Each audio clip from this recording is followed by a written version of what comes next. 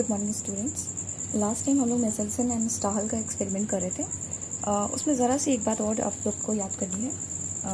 उसी तरह का सेम एक्सपेरिमेंट एक और साइंटिस्ट ने किया था, लेकिन उनके लिए ऑब्जेक्टिव अलग हो गया था। ठीक है ना।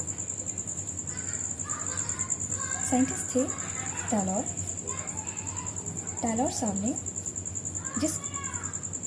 जिस बीन पर एक्सपेरिमेंट किया था उसका नाम था वीसिया फैबा। ठीक है, फैबा बीन्स कहते हैं इसको, फैबा बीन्स। ठीक है, इस पर इन्होंने क्या किया था, यहाँ पे ध्यान देना। इस पर इन्होंने जो मटेरियल यूज़ किया था, इन्होंने रेडियो एक्टिव, और अभी आपको याद होगा मेसेल्सन ने क्या किया था, हैवी आइसोटोप लिया था, रेडियो एक्टिव नहीं था वो। ठीक है, तो so here it is a radio active thymidine, जो आपको याद रखना है। ये भी किस कंटेक्स्ट में हुआ है, ये एक्सपेरिमेंट भी सेमी कंजर्वेटिव प्रोसेस को लेकर हुआ है, डीएनए के। ठीक है, ये भी एक एक्सपेरिमेंट हुआ था। डन। इसके बाद हम लोग चलेंगे डीएनए रेप्लिकेशन पर। उससे पहले लेकिन थोड़ा सा बैकग्राउंड में जाना है, और आपको ये बात याद होगी कि हमने आपको नाइट्रोजनस बेसिस प्लस शुगर ये कंपोनेंट करवाए थे। ठीक है बेटा, अब यहाँ से थोड़ा सा हम लोग कुछ और चीज़ों पे ध्यान देंगे कि इन सबको मिलाकर एक्चुअली डीएनपीज कहते हैं। क्या कहते हैं? डीएनपीज कहते हैं। अभी देखना ध्यान से, कॉपी खोल लेना, उसके बाद से ये वीडियो देखना स्टार्ट करना, एकदम कायदे समझ में आ जाएगा। ठीक है ना। ओके, क्योंकि वापस से मैं इसको लिख नहीं रही हूँ, है ना। ये मैंने आपको दिखा दिया कि ये वाला सेक्शन है जिसको आपको वापस से कंटिन्यू करना होगा। ठीक है, क्योंकि ये डीएनए रेप्लिकेशन पढ़ने से पहले आपको थोड़ा सा बैकग्राउंड में जाना जरूरी है। आपको डीएनटीपीज के बारे में पता होना चाहिए। ठीक है, चलो यहीं से स्टार्ट कर लेते हैं। देखो डीएनटीपीज, ठीक है, प्लूरल हो गया ना, इसलिए मल्टीपल्स हैं, इस वजह से एस लगा हुआ है। ठीक है, फुल फॉर्म क्या होता है? Deoxy ribo nucleotide triphosphate. ध्यान दो, यहाँ पे 3 फॉस्फेट ग्रुप लगे हुए हैं। कितने? 3। ठीक है, अब वापिस से बैकग्राउंड की बात करें ना, प्यूरिन, पायरिमिडीन, है ना। देखो सारे न्यूक्लियोटाइड, है ना, ये पूरे न्यूक्लियोटाइड जो है ना, उनको हम ट्राइफॉस्फेट के फॉर्म में ऐसे करके लिख सकते हैं। ठीक है ना। अब देखो इसी का एक ग्रुप है। एक्चुअली जो मेजर क्लासिफिकेशन है वो यहीं से स्टार्ट होती है। अब इसमें आते हैं प्यूरिन, इधर आते हैं पायरिमिडीन। ठीक है, लेकिन जब ये ग्रुप्स डीएनए में लगते हैं, तो इसमें से 3 फॉस्फेट ग्रुप जो है, इसमें से 2 को ब्रेक डाउन कर लिया जाता है ना, सिर्फ एक बचता है। और आपको पता होगा कि जब भी हम लोग बनाते हैं कोई स्ट्रक्चर, यहाँ पे OH ग्रुप रहता है और यहाँ पर हो जाएगा आपका नाइट्रोजनस बेस, इधर हो गया आपका, यहाँ हो गया आपका फॉस्फेट। ये स्ट्रक्चर हो गया न्यूक्लियोटाइड का। ठीक है ना। यहाँ बोल रहे हैं ट्राइफॉस्फेट, 2 फॉस्फेट को हमें ब्रेक डाउन करना होता है। ठीक है, तो चलो इसी में से नाम देख लेते हैं। इन लोग के नाम क्या है आपके पास। इसमें आएगा DATP। ठीक है, फुल फॉर्म क्या हो जाएगी इसकी? Deoxy adenosine triphosphate. बात समझ पा रहे हो? ट्राइफॉस्फेट। एक और इसमें ए है ना, एडेनिन, और इधर क्या हो जाएगा आपका? ग्वानिन। इसको कहेंगे DGTP। आपको याद होगा क्रेब साइकिल में हम लोग बहुत ज्यादा पढ़ते थे ना, GTP, वो यही था। ठीक है, इसका क्या फुल फॉर्म हो जाएगा? डीऑक्सी रिबो क्या है हमारा? GTP ना, डीऑक्सी गुआनोसाइन ट्राइफॉस्फेट। सेम बस ट्राइफॉस्फेट लगाना है। ठीक है, ऐसे यहाँ पर हमारे पास पायरिमिडीन में हो जाएगा, पायरिमिडीन में हमारे पास हो जाएगा आपका DTP, है ना। ठीक है, फुल फॉर्म क्या हो जाएगी? Deoxy थाइमीडीन triphosphate. क्लियर हो गया? यहाँ पे एक और आएगा DCTP, है ना। ये वाला एडेनिन, ग्वानिन, थाइमीन, साइटोसिन, है ना, सब है, बस ट्राइफॉस्फेट लगा हुआ है। तो यहाँ पे इसका भी हो जाएगा डीऑक्सी साइटिडीन ट्राइफॉस्फेट। बात समझ में आ गई? अब जहाँ पे हम DNTPs की बात करेंगे, वहाँ पर आप इस कंसेप्ट को याद रखेंगे। ठीक है, चलो सिर्फ नाम आपको फुल फॉर्म के सेंस में बताया है, ताकि ये बैकग्राउंड है, सिर्फ ये कंसेप्ट आपके पास होना चाहिए कि अच्छा ऐसा होता है। ठीक है, आगे हम लोग स्टार्ट करते हैं अपना डीएनए रेप्लिकेशन।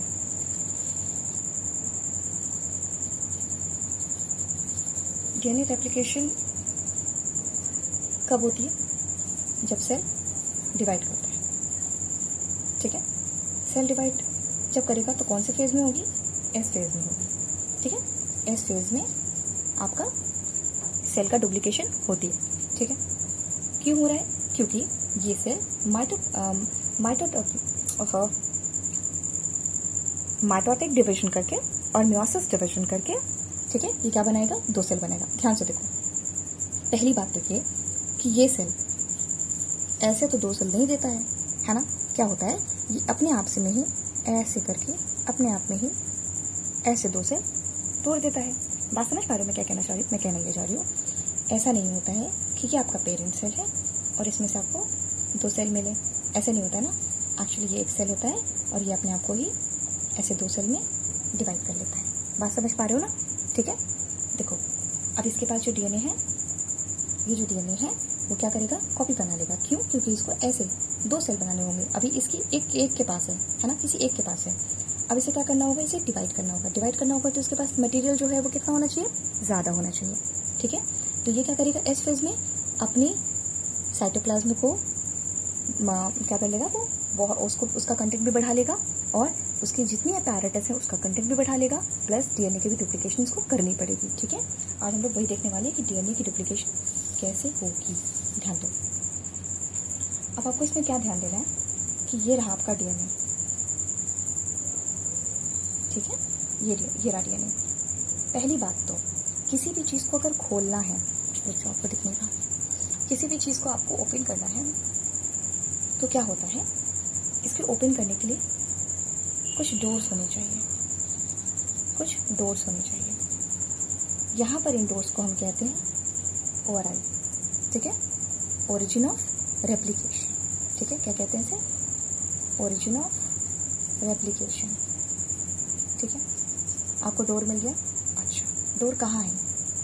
डोर आपको वहाँ मिलेगा जहाँ पे, एक्चुअली डोर बहुत सारे हो सकते हैं, है ना, डोर बहुत सारे हैं, लेकिन एक्चुअली इसमें डोर वहाँ है जहाँ से आप इजीली इसे ओपन कर पाएँ, ठीक है।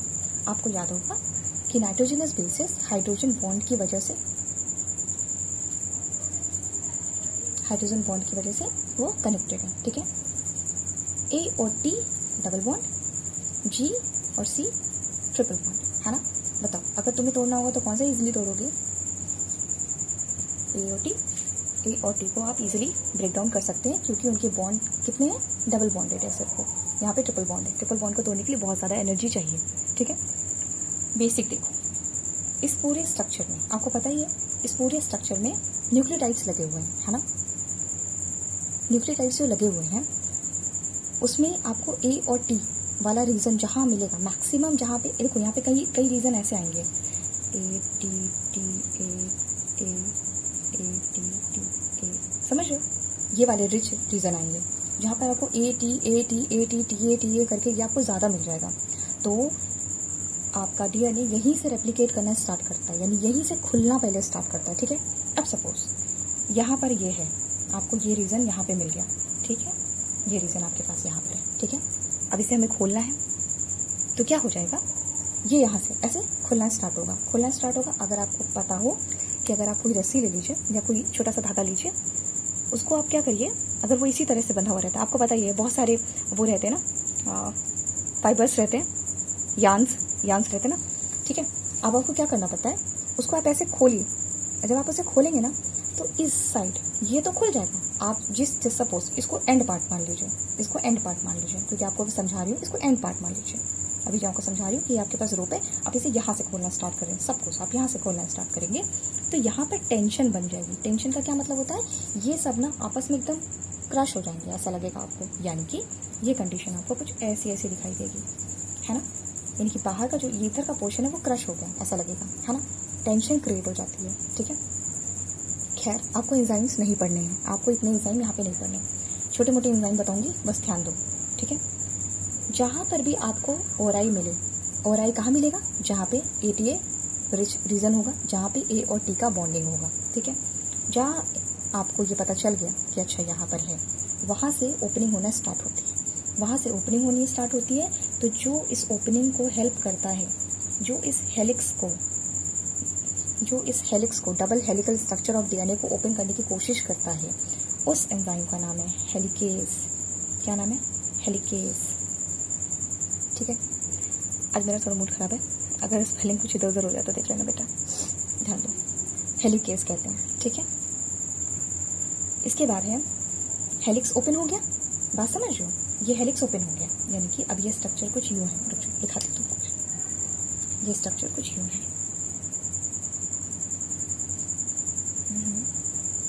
बात समझ गए? यानी ये वाला पोर्शन देखो ओपन हो गया है। अब मैंने टेंशन नहीं दिखाई है यहाँ पे बहुत ज़्यादा, क्योंकि इस टेंशन को रिलीज करने के लिए टोपोआइसोमेरेज नाम का एंजाइम होता है, जो आपके बुक में मेंशन भी नहीं है, तो आपको कोई टेंशन लेने की जरूरत नहीं है। ठीक है ना? तो क्या करता है वो, इसको कट करके सीधा कर देता है। खैर, नॉट अ केस, कोई मतलब ही नहीं आपको। तो क्या हुआ, आपको क्या समझना है कि इसको ओपन कर दिया गया है। ओपन कर दिया गया है, अब हम यहीं से ध्यान देंगे। ठीक है। अब इसको हम क्या करें बेटा, आपकी बुक में इसको ऐसे बनाया गया है। देखो, जो ये कॉइल्ड है इसको ऐसे पैरेलल बना दिया गया है। ठीक है। और ये पोर्शन जो खुल गया है उसको इन्होंने ऐसे बना दिया है। बात समझ रहे हो? अब ये जो मैंने आपको स्ट्रक्चर ये वाला बनाया है, क्या ये फोक जैसा नहीं दिखता?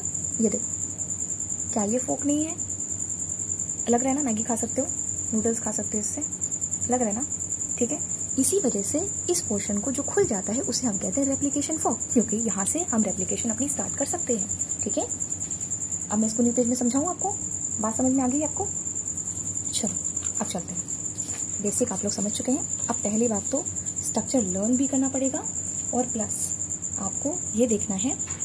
चलो पहले कंसेप्ट देख लेते हैं, फिर लर्न पे बाद में ध्यान देंगे। ठीक है। ध्यान से देखो। आप एक बुक के जैसा स्ट्रक्चर बना देती हूँ, कोई इशू नहीं है। आपकी बुक ने इसे पैरेलल ऐसे बनाया है, फिर इसको ऐसे कर दिया है, सिंपल, कोई इशू नहीं है। ठीक है। एक 3 रहेगा, एक 5 रहेगा। ये बेटा सीधा है, हाथ लग गया तो इसलिए खराब हो गया। ठीक है। अब 3 के अपोजिट इधर कौन होगा? इधर होगा 5 सिंपल। 5 के अपोजिट इधर कौन होगा? इधर होगा 3 क्लियर होगी बात? अच्छा देखो, ये दोनों ही, पहली बात तो ये दोनों ही टेम्पलेट स्टैंड है। कितना अच्छा देखो, मेरी बात सुनो। ये डीएनए ना यहाँ पर अभी खुला नहीं है, यहाँ पर क्या है, यहाँ पे खुला वो नहीं है। बात समझ रहे हो? अभी यहाँ पे बंद है। ये आपको ओवरआई मिल गया था, इसलिए आपने इसको पकड़ के खींच के खोल लिया है। किसने काम किया है? यहाँ पर हेल्प किया है आपको हेलिकेज ने। ठीक है। हेलिकेज ने, ये एंजाइम है, इसने इसको ओपन किया। आई थिंक हेलिकेज का भी नाम इसमें मेंशन नहीं होगा आपकी बुक में। ठीक है। लेकिन बहुत कॉमन छोटा सा एंजाइम है, इसलिए मैंने आपको बता दिया। ठीक है। अब ध्यान दो, ये सारा काम अब इसमें जो एक नया डीएनए बनाना है ना, ये जो नया इसमें एक, इसको क्या करना है आपको, पॉलीमराइज करना है ना। आपको न्यू न्यूक्लियोटाइड इसमें ऐड करने हैं, क्योंकि देखो अभी तक यहाँ पर बहुत सारे न्यूक्लियोटाइड थे, यहाँ पर थे ना, यहाँ पर भी तो न्यूक्लियोटाइड थे, लेकिन यहाँ पे हाइड्रोजन बॉन्ड था, आपने उसे तोड़ दिया। आपने उसे क्या किया? तोड़ दिया। ठीक है। देखो जैसे यहाँ पर क्या थे, ध्यान दो। सपोज ये बेसिस इसके हैं डीएनए के, A C T A। अब कहोगे मैम ने A C क्यों लगा दिया, चलो A कर देते हैं। ठीक है। इसके बाद सपोज अब आगे चल लेते हैं ना, G और C, है ना? ठीक है।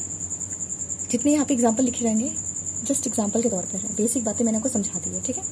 अब अच्छा, इसका कॉम्प्लीमेंट्री भी इधर रहा होगा, क्योंकि जब जुड़े थे तो कॉम्प्लीमेंट्री थे।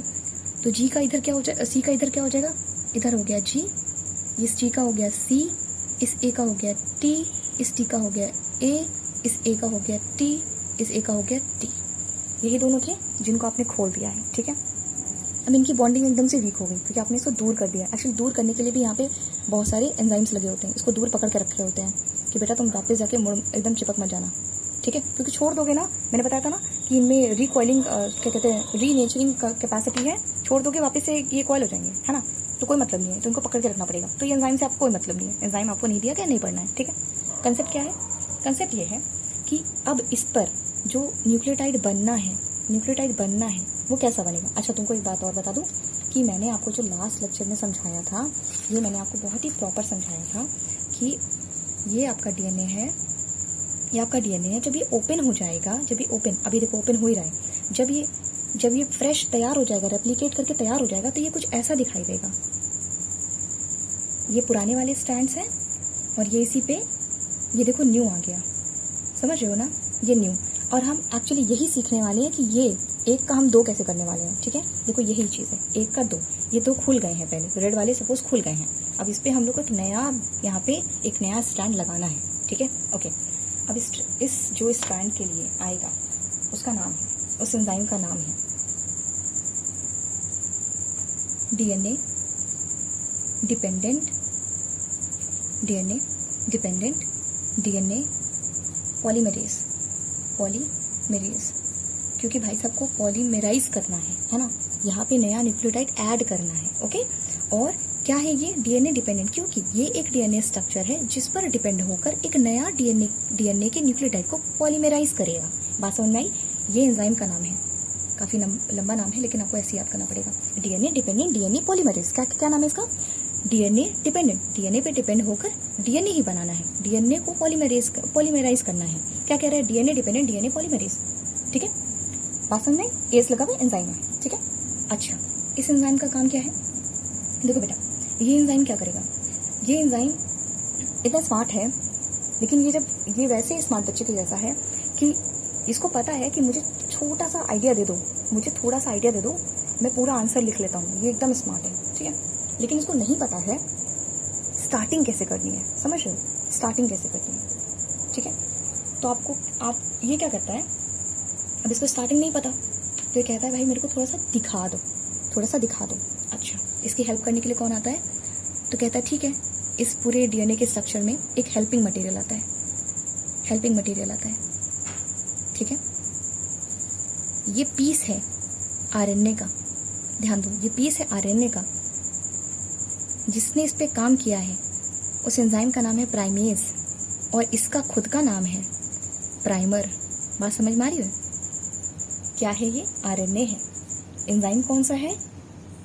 प्राइमेज। और ये है क्या एक्चुअली? हम इसे क्या कहते हैं? इसे हम प्राइमर कहते हैं। अच्छा, अगर ये आरएनए है तो इसको भी तो ये इसके अपोजिट न्यूक्लियोटाइड लगा देगा। क्या न्यूक्लियोटाइड लगाना है बेटा इसको? मेरे पास कोई दूसरा कलर तो है नहीं, वेट ब्लैक से ही दिखाते हैं। टी लगाए ना, आरएनए में क्या होना चाहिए? इसको थोड़ा सा और स्ट्रेच कर लेते हैं, देखो ध्यान से। ठीक है, टी है ना, और ये आरएनए है। ठीक है, तो थाइमीन के उल्टा क्या होना चाहिए? थाइमीन के उल्टा यूरैसिल होना चाहिए। ठीक है, इसने अपने न्यूक्लियोटाइड लगा दिए। एक्चुअली ये 8-10 न्यूक्लियोटाइड लगा सकता है, बट मैंने छोटा दिखाया है। ठीक है, प्राइमर लग गया। अब ये स्मार्ट बच्चा, कौन स्मार्ट बच्चा? आपका ये डीएनए डिपेंडेंट डीएनए पॉलीमरेज। ये आपको क्या करना स्टार्ट करेगा? ये ढूंढ के ये आपके न्यूक्लियोटाइड लगाना स्टार्ट करेगा। ठीक है, वापस से आओ जो मैंने पढ़ाया था तुमको, ये वाला। अब मुझे बताओ, खुद सोच के बताओ, दिख रहा है पूरा? हाँ, कर देती हूँ। यहाँ देखो, ध्यान से देखो, प्यूरिन एंड पायरिमिडीन दोनों दिख रहा है तुमको। ए है, ए के उल्टा क्या लगेगा बताओ? देखिए, अब प्राइमर का काम खत्म, अब ये यहाँ से आरएनए खत्म, अब यहाँ से हमको डीएनए लगाना है। बताओ, अब यहाँ से जितना लगेगा ना, ये डीएनए लगेगा, इधर से डीएनए लगेगा। ठीक है, डीएनए। अच्छा बताओ, कोडिंग बताओ क्या होगी? यहाँ पर क्या लगेगा? कौन सी डीएनटीपी लगेगा? कौन सा डीएनटीपी लगेगा? ए का उल्टा क्या लगेगा? टी लगेगा, है ना? ए का उल्टा टी लगेगा, क्योंकि अब ये डीएनए है, फ्रेगमेंट्स लग रहे हैं। अब ये आरएनए नहीं है, अब ये डीएनए है। ठीक है, अब ये डीएनए को पॉलीमराइज कर रहा है। अब यहाँ पे ये डीएनए की चेन है और इसमें आपके न्यूक्लियोटाइड लगे हुए हैं। अच्छा ठीक है, ए के उल्टा क्या लगेगा? टी लगेगा, यानी क्या लगना चाहिए आपका? ये DTTP है ना, डीऑक्सीथाइमिडीन ट्राइफॉस्फेट। इसका स्ट्रक्चर क्या है? ये वाला है। इस N की जगह T कर दो, यानी ये आपका शुगर, ये आपका नाइट्रोजन बेस, और यहाँ पर आपका बोल रहा है ट्राइफॉस्फेट। तो ये देखो, ट्राइफॉस्फेट मैंने बना दिया। अब कह रहा है, अब देखो, अच्छा ये हैं कहाँ? ये न्यूक्लियोटाइड सारे के सारे कहाँ प्रेजेंट होते हैं? आपको सारे न्यूक्लियोटाइड्स, यानी या फिर आप ऐसे कह लो सारे डीएनटीपीज आपको न्यूक्लियस के अंदर सब मिलेगा। न्यूक्लियस के अंदर सब है। ठीक है, डीएनए को बस लगाना है, डीएनए को सेट करना है। ओके, यानी कि इस एंजाइम को सेट करना है। ये एंजाइम आप ढूंढ के लगा रहेगा, किसको? ए के उल्टा टी लेकर आएगा, यानी कि DTTP। ठीक है ना, अब इसमें से क्या करेगा आपका? ये जो डीएनटीपीज है, ये क्या करता है? ये इसमें से 2 फॉस्फेट को ब्रेक डाउन कर लेगा। क्या करेगा? 2 फॉस्फेट को ब्रेक डाउन कर लेगा। ठीक है, इसको ब्रेक डाउन करने से इसको क्या मिल जाएगी? इसको यहाँ तक ले जाने के लिए एनर्जी मिल जाएगी। दूसरी बात, ये इस न्यूक्लियोटाइड को यहाँ पे सेट कर पाएगा। 2 काम एनर्जी मिल गई काम करने के लिए, और क्या करना है, इस न्यूक्लियोटाइड को लगाना है। ठीक है, किसने किया, डीएनटीपी ने किया। डीएनटीपी का डुअल फंक्शन होता है। डीएनटीपी यहाँ पे 2 रोल करता है। पहला, ट्राइफॉस्फेट में से 2 फॉस्फेट को हटा देता है। ठीक है, दूसरी चीज क्या करेगा, आपका इसको ले जाके यहाँ लगा देगा। ठीक है, हेल्प कौन कर रहा है इसका, एंजाइम कर रहा है। एंजाइम इसको लेके जाएगा, क्या लगाएगा, आपका इसके उल्टा टी लगा देगा। टी का उल्टा ए लगेगा। ए वाला ये रहा DATP। ठीक है, ये लगेगा। इसमें से भी 2 फॉस्फेट निकाल दिए जाएंगे और इसको मोनोफॉस्फेट बना करके लगा दिया जाएगा। बात समझ में आ रही है। इस तरह से ये चेन ऐसी बढ़ती हुई चली जाएगी, ये चेन ऐसे करके बढ़ती हुई चली जाएगी। अब आपका ये जो पूरा DNA है ना, ये बनता चला जा रहा है, इसके अपोजिट ये बनता चला जा रहा है। ठीक है, अब ध्यान दो, ध्यान दो, देखो। अरे कुछ उल्टा हो गया क्या बच्चा? अच्छा, मैंने आपको वो नहीं बताया। रुको रुको रुको, उल्टा हो गया। सुनो मेरी बात, सुनो मेरी बात। हमको चेंज करना पड़ जाएगा। क्या, हम पोलैरिटी चेंज कर देते हैं। ठीक है, मैंने उल्टा बता दिया आपको, क्योंकि मैंने अभी तक पोलैरिटी आपको बताई नहीं थी। अब इस समय एक काम करो, इसको 5 कर लो, इसको 3 कर लो, इसको 5 कर लो और इसको 3 कर लो। अब सही है हमारा। ठीक है, अच्छा, जो मैं आपको अभी बताने ही वाली थी वो ये कि ये एंजाइम 5 to 3 डायरेक्शन में काम करता है। क्या बोला मैंने, 5 to 3 डायरेक्शन में ये काम करता है। पॉलीमराइज क्या करेगा, यानी जब भी इसको न्यूक्लियोटाइड जोड़ना होगा, ये 5 डायरेक्शन से 3 डायरेक्शन में जोड़ेगा। अच्छा, अगर ये 3 है तो ये इधर जो बन रहा है ये तो 5' है ना, इसीलिए ये देख रहे हो आप, इसकी चेन ऐसे जा रही है, ऐसे। बात समझ रहे हो, ये क्या कर रहा है, ये अपनी चेन को ऐसे लेके जा रहा है। ठीक है, अच्छा बेटा 2 मिनट रुको। पहले वाला कंसेप्ट क्लियर है, पहले वाला क्लियर है। पोलैरिटी 2 मिनट के लिए भूल जाओ, पोलैरिटी के हिसाब से फिर गड़बड़ हो गई है। मैंने आपको पोलैरिटी पहले ही क्लियर करना चाहिए था। अभी पोलैरिटी बिल्कुल भूल जाओ, मेन कंसेप्ट देख लो। देखो, अभी पोलैरिटी एकदम भूल जाओ। ठीक है, क्या मैंने आपको बताया, ये खुल चुके हैं, DNA के फ्रैगमेंट्स को लगाया जा रहा है। हेल्प करने के लिए आपका RNA आएगा। ठीक है, RNA आएगा, इतनी बातें क्लियर है, RNA आएगा। ठीक है, और यहाँ पर क्या होगा, ये हमेशा जब भी ये काम करने आएगा, वहां पर आपको जब भी आपको 3' जो आपका, रुको, जब भी इसको काम स्टार्ट करना होगा 5' से 3' के लिए इसको हमेशा प्राइमर मिलता रहेगा। क्या मिलेगा इसको, हमेशा प्राइमर मिलता रहेगा। ठीक है, ध्यान दो, मैं इसको अब फिर से बनाती हूँ। ठीक है, अब मैं एक बार पोलैरिटी आपको बता के बनाऊंगी। ठीक है, यहाँ ध्यान दो, देखो ऐसे खोल लेते हैं। ठीक है, 5 to 3, ये हो जाएगा 3 to 5। ठीक है, देखो यहाँ पर ये प्राइमर लगेगा और यहाँ से आपका DNA ऐड होता चला जाएगा। ठीक है, इधर आओ, इधर पे अगर इसका एक नया स्टैंड यहाँ बनाएंगे, सपोज इसका नया स्टैंड ये बनेगा, तो 5 का उल्टा इधर कितना हो जाएगा, ये हो जाएगा 3 पोलैरिटी पे आ जाएगा। ये कितना हो जाएगा, 3 पोलैरिटी पर। और इधर से देखो, ये 5 है और इधर हो गया 3, और मैंने बोला 5 to 3 काम करता है। आपका जो नया DNA ऐड होगा वो 5 to 3 काम करता है। जब भी आपका जो पॉलीमराइजेशन होती है न्यूक्लियोटाइड की, वो 5 to 3 होती है। ध्यान दो, 5 to 3 होती है। यहाँ मैंने मेन कंसेप्ट समझा दिया, पोलैरिटी मैं आपको यहाँ समझा रही हूँ। ध्यान दो, ध्यान दो, गलती मत करना। देखो 5 to 3 है ना, देखो इसका काम तो सही चल रहा है, इसका काम सही चल रहा है ना, क्योंकि इसने क्या कहा, इसने एक RNA का बेस लगा दिया और उसके बाद ये अपना काम सीधा सीधा करता चला जाएगा। ठीक है, इसको देखो, इसको देखो, इसका 5 के साथ उल्टा जब भी यहाँ बनेगा तो ये 3 बनेगा। ये तो 5 to 3 करता है, यानी इसे ऐसे बनाना पड़ेगा। ये अपने काम ऐसे बनाएगा। ये जब भी अपना न्यूक्लियोटाइड ऐड करेगा, ये इस एंगल में करेगा। बात समझ में? इसका डायरेक्शन क्या हो गया, ये उल्टा हो गया। देख पा रहे हो, ये उल्टा हो गया इसका डायरेक्शन। उल्टा कैसे, किसकी एवज में उल्टा कह रहे हैं हम, इसका डायरेक्शन। ये जो अनजिपिंग हो रही है, अगर ये DNA ऐसे करके खुल रहा है, अगर ये DNA ऐसे करके, मतलब समझ रहे हो, यानी कि मेरा हाथ, देखो इसको ऐसे ऐसे कर लेते हैं, बात समझो। इस डीएनए को अगर मैं उधर से लेकर आऊँ, इधर से लेकर आऊँ, ऐसे लेकर आऊँ, तो ये ऐसे खुल रहा है, ऐसे खुल रहा है, ऐसे था, ऐसे खुल रहा है, यानी कि आगे की तरफ खुल रहा है, आगे की तरफ। ठीक है, बात को समझो, ये आगे की तरफ खुल रहा है। ओके, लेकिन जब आपका जो आपका पॉलीमरेज है, आपका डीएनए डिपेंडेंट जो डीएनए पॉलीमरेज है, जब वो काम ही 5 to 3' करता है, काम 5 to 3' ही करेगा, तो मुझे बताओ ये उसके लिए सीधा है ना, ये उसके लिए सीधा है। एक बार प्राइमर लग गया और इसके बाद ये कंटिन्यूअस करके आपका न्यूक्लियोटाइड ऐड करता चला जाएगा, और ये उसी डायरेक्शन में जा रहा है जिस डायरेक्शन में ये चेन खुलती जा रही है, खुलती जा रही है, खुलती जा रही है। बात समझ पा रहे हो, ऐसे खुलती जा रही है। ओके, लेकिन इसके साथ क्या हो रहा है, इसके साथ इसको 5 to 3' काम करना था, इसने यहाँ पे एक प्राइमर लगवाया और ये इसने न्यूक्लियोटाइड ऐड कर दिया, है ना। अब क्या होगा, अब ये चेन और खुल जाएगी, अब ये चेन और खुल जाएगी। इसे और खोलें, देखो ऐसे करके, ये अब इतनी लंबी चेन है, ध्यान दो, इतनी लंबी चेन है।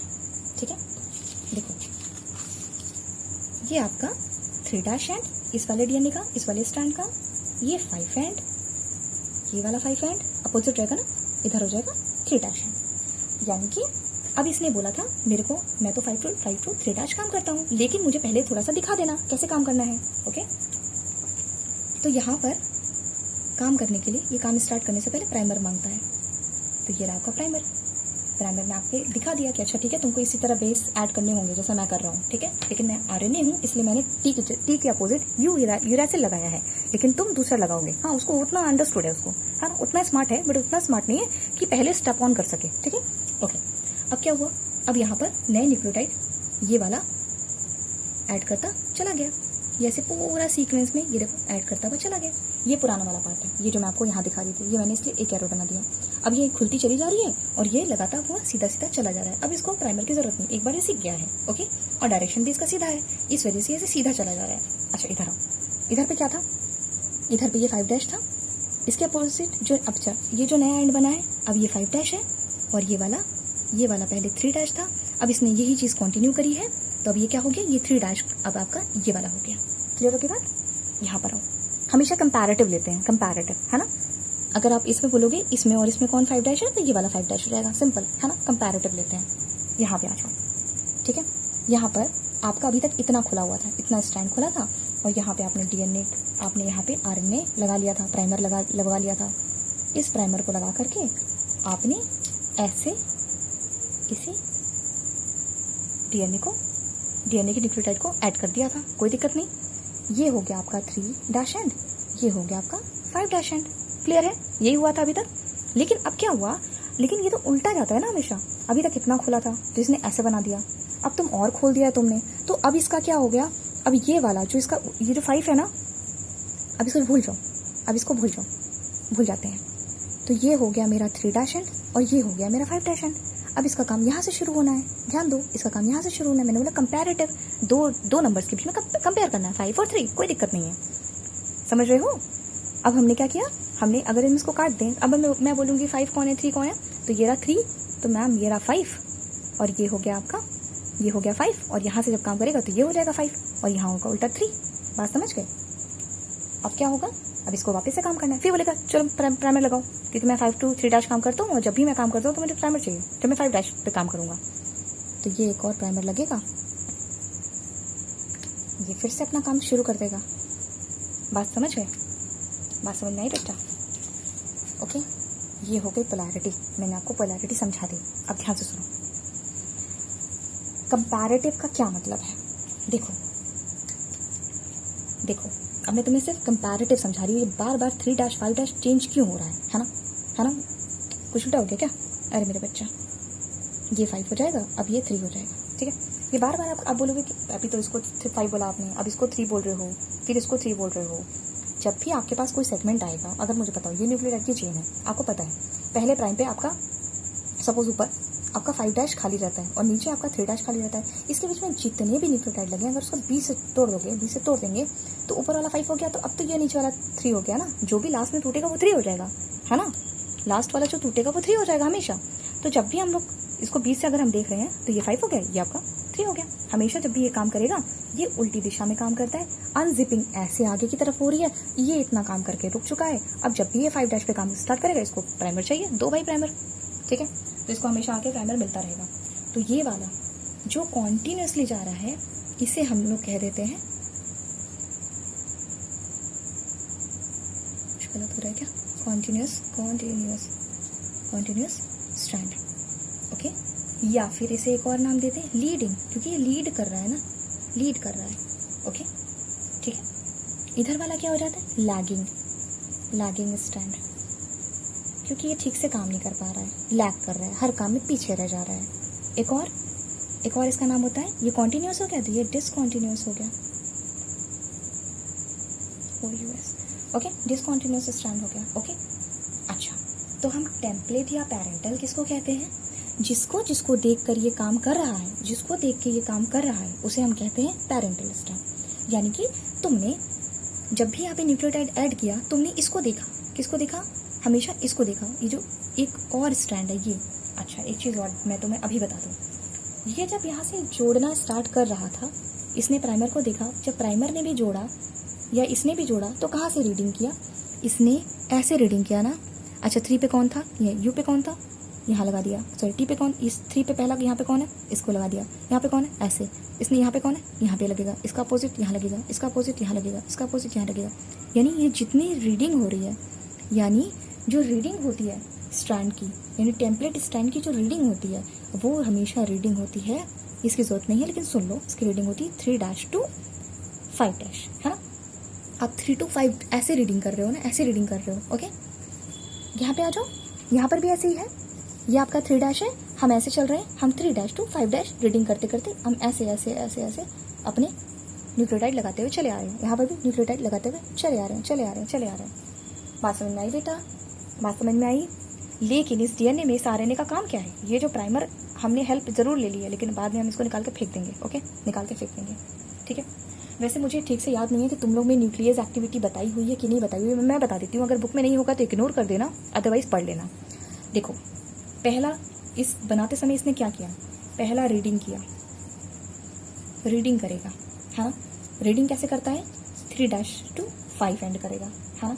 ये 3 से 5 एंड ऐसे रीडिंग करते करते लगाते हुए चला जाएगा। अच्छा, अब ये काम कैसे करता है, यानी ये पॉलीमेराइज कैसे करता है, इसका पॉलीमेराइजेशन है 5' to 3', 5' to 3', 5' to 3', ऐसे पॉलीमेराइज करता हुआ जा रहा है ना। यानी काम कैसे कर रहा है, ऐसे पढ़ता जा रहा है, 3' to 5' पढ़ता जा रहा है और 5' to 3' लगाता जा रहा है। सिंपल, इस पे तो कभी गलती मत करना, ठीक है। इसके बाद होती है एक्सोन्यूक्लियस एक्टिविटी। इसका मतलब होता है एक्सोन्यूक्लियस एक्टिविटी, ध्यान दो। अच्छा बेटा, एक चीज़ और जान लो, इसकी एक्सोन्यूक्लियस एक्टिविटी भी कैसी होती है, ये होती है इसकी 3' to